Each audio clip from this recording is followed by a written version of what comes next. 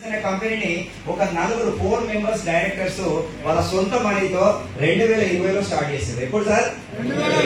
2020లో start చేశారు. Start చేయకంటే ముందే ఒక 6 నెలల ముందు ఏం చేశారంటే వీళ్ళు ఈ అవగాహన కోసం అసలు ఏం బిజినెస్ చేద్దామని వాళ్ళకి ఒక ఐడియా వచ్చింది.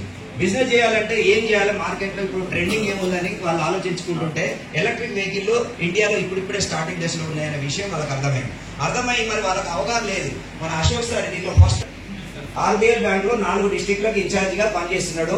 జాబ్ అనేది అతనికి ఇంట్రెస్ట్ తప్పిపోయింది. నేను ఏదైనా వ్యాపారం చేయాలనే ఆలోచన వచ్చింది. ఆ టైంలో అతనికి ఈ ఆలోచన ఎలక్ట్రిక్ ఇండస్ట్రీ మీద ఆలోచన వచ్చిన తర్వాత అతనికి అవగాహన దీన్ని తెలుసుకోవడం జరిగింది. మరి ఒక తర్వాత 2020లో ఏడిఎంఎస్ కంపెనీ స్థాపించడం జరిగింది.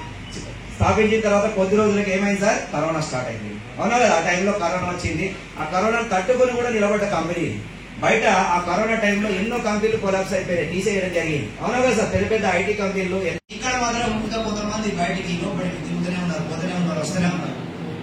మంచి మంచి పాయింట్ మిస్ అయితే సార్ ఎవరు వెళ్ళకండి ప్లీజ్ దయచేసి. ఇక్కడ చూడండి, ఎందుకంటే కొన్ని త్యాగం చేస్తేనే కొన్ని వస్తాయి మన దగ్గరికి.